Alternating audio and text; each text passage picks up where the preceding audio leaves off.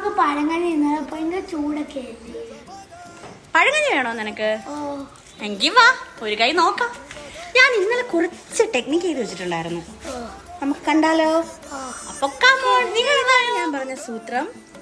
ഞാൻ തലേന്നേ വെള്ളത്തിലിട്ട് കുതിർത്ത് വെച്ചേക്കുന്ന ചോറാണ്, തലേന്നത്തെ ചോറ്. ഇതിനകത്ത് കുറച്ചധികം സാധനങ്ങളുണ്ട്, അത് നമുക്ക് കാണിച്ചു തരാം ഞാൻ എന്താണെന്ന്.